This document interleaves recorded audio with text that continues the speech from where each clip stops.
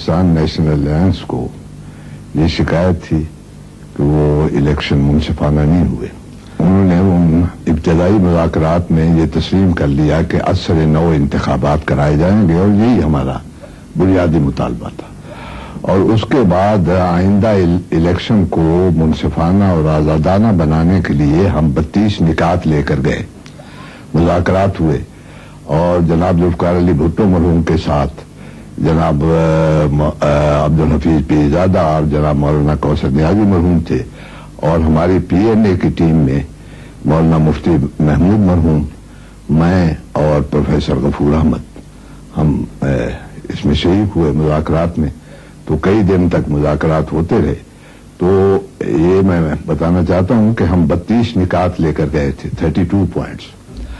اس میں 31 نکات پر ہمارا سمجھوتا ہو گیا، اور ایک جو 32واں پوائنٹ تھا وہ ہم نے خود واپس لے لیا.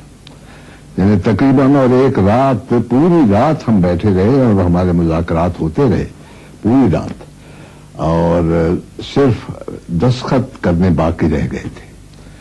اور اس کے بعد بلا جواز مارشل لا مسلط کر دیا گیا.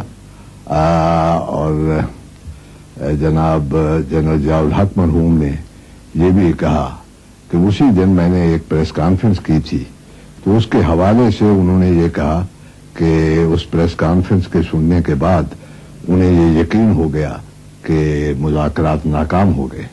تو میں نے یعنی حالانکہ اسی دن جو پریس کانفرنس کی تھی اس میں یہ کہا تھا کہ ہمارے مذاکرات کامیاب ہو گئے ہیں، اور ہمیں توقع ہے کہ کچھ وضاحتیں جو ہم نے طلب کی ہیں ان کا بھی مثبت جواب آئے گا بھٹو صاحب کی طرف سے.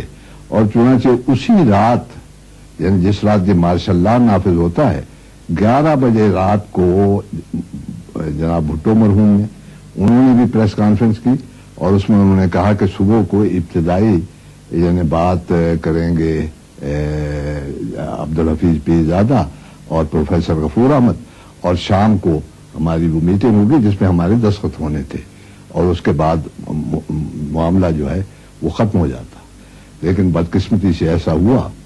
تو میں نے اکثر و بیشتر اپنی پبلک میٹنگ میں بھی اس کا ذکر کیا ہے، اور خود جنرل ضیاء الحق صاحب مرحوم کی زندگی میں یعنی میں نے کئی اسٹیٹمنٹس میں، حتیٰ کہ جیل کے اندر سے بھی میں نے ایک بیان باہر بھجوایا تھا جو اس وقت جنگ میں اور میگ میں جو ان کا ایک انگریزی رسالہ ہے اس میں چھپ چکا ہے کہ یہ ہمارا تقریباً فیصلہ ہو چکا تھا، اور یہ مارشل لا قطعاً بلا جواز تھا جو لگایا گیا ہے. جمہوریت پر ایک اور شب خوں مارا گیا. ملک پر ایک بار پھر آمریت مسلط کر دی گئی. جناب بھٹو کا مقدمہ پاکستان کی تاریخ کا سب سے بڑا مقدمہ تھا. پاکستان کی آئندہ تاریخ کا انحصار اسی مقدمے پر تھا. بھٹو صاحب کا کیس میرا خیال میں بہت سمپل تھا. ایویڈنس اپروورز کی تھی. 2 اپروورز تھا، ایک مسعود محمود، ایک غلام حسین. ابھی غلام حسین کا ایویڈنس گواہی ایڈمیسیبل تھی، لیکن اس کا ایویڈنس غلام حسین کا بھٹو صاحب کے خلاف نہیں تھا.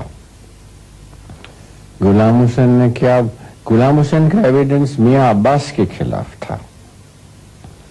اس نے بولا تھا کہ میاں عباس نے ہم کو ٹیلی فون کیا تھا، کہ مسعود محمود نے میاں عباس کو بولا تھا، کہ بھٹو صاحب نے میاں مسعود محمود کو بولا تھا کہ اس کو امر رضا قصوری کو قتل کرو. تو ہیئرسے اپون ہیئرسے ہے. لیکن گورنمنٹ نے جان بوجھ کے کیس کنفیوز کرنے کے لیے غلام حسین کا ایڈمیشن رکھا، نے غلام حسین کو کوروبریٹ کرنے کے لیے کچھ 10-15 گواہ تھا. تو ہم کو تو سمجھ نہیں آتا کہ ہائی کورٹ نے بھی زبردست اٹینشن دیا غلام حسین کا ایویڈنس کو، نے انوار الحق نے صاحب نے بھی دیا. ہمارا خیال میں غلام حسین کا ایویڈنس بھٹو صاحب کے خلاف نہیں تھا. भुट्टो साहब के खिलाफ एविडेंस था, मसूद महमूद, सईद अहमद ने एक कोई एंग्लो इंडियन था, उसका था क्वेटा का, वो तो कुछ इतना अनरिलायबल था कि बात नहीं हो सकती। ने जो सईद अहमद था वो भी इंग्लिश लॉ में he would be considered an approver. मैं I took the view कि we follow the English law, ये है what is called in English law accessory after the fact, Saeed Ahmad. Anwar हक साहब ने कुछ गोल गोल लिखा था कि यहाँ इंग्लिश लॉ नहीं है, उसलिए एक्सेसरी आफ्टर द फैक्ट का एक्सप्रेशन नहीं है। एक्सप्रेशन नहीं है पर वो भी कॉन्स्पिरेसी में तो था अकॉर्डिंग टू द प्रोसिक्यूशन, तो फर्क क्या हुआ? नहीं, वो मेरा वर्डिक्ट है कि his guilt is not proved. हाँ, दो जस्टिसों सफदर शाह ने हलीम ने जस्टिस वहीदुद्दीन साहब, हम सारा वक्त उसके साथ मशवरा कर रहा था, वो मेरा जजमेंट साइन करने वाला था, बहुत मजबूत थे। है ने कि 4 जज ने फैसला दिया कि गिल्टी था, ने हम लोग 3 ने एक्विट किया, तो पीछे रिव्यू फाइल होया था।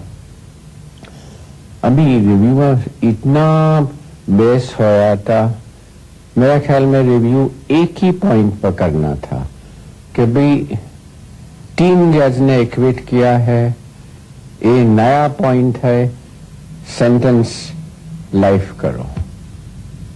वो आर्ग्यूमेंट किया था बख्तियार साहब ने, अपन कुछ 100 आर्ग्यूमेंट के साथ अंदर डाला था, तो फिर हमको तो बहुत अफसोस है कि वो भी आर्ग्यूमेंट रिजेक्ट किया था। अभी ऐसा ही नहीं, जनरली एक सर्कमस्टेंशियल एविडेंस का केस रहता तो उसमें हमेशा रेसिड्यू ऑफ डाउट रहता। ये ऐसा नहीं है कि एक भरोसा वाला आदमी ने देखा कि इसने कत्ल किया, ये तो असेसमेंट है कि मसूद महमूद पर भरोसा कर सकता कि नहीं, ये अप्रूवर था। तो ऐसी डाउट होए उसमें जो 3 जज एक्विट करे, तो दूसरा मुल्क में तो मेजॉरिटी जजेस फिर बाद में सेंटेंस मॉडिफाई कर सकता। एक इंडियन केस था, वो पेश होया था, एक मर्डर अपील थी, 3 जज इंडियन सुप्रीम कोर्ट ने सुना था, तो वो डिसमिस हुई 2/1। अभी जो जज ने एक्विट किया था वो 4th हो गया, तो सेंटेंस ऑफ डेथ वो 2 जज प्रोनाउंस कर सकता। 2 लोग ने जजमेंट प्रोनाउंस किया कि सेंटेंस ऑफ डेथ कंफर्म होया, पीछे वकील ने रिव्यू किया कि भाई वो तीसरा जज जो 4th हो गया उसने जो एक्विट किया था तो सेंटेंस मॉडिफाई करो, तो इंडियन सुप्रीम कोर्ट ने इमीडिएटली मॉडिफाई किया। मैं तो बोला नहीं कि वहीदुद्दीन साहब तो मेरा जजमेंट साइन करने वाला था, तो फिर सेंटेंस ऑफ डेथ नहीं साइन हो सकता। पर हम लोग ने ऑफर किया था बख्तियार को कि भाई आपको देखो ना, कुछ 6-8 महीना केस चला था, हम तो बिल्कुल परेशान हो गया था।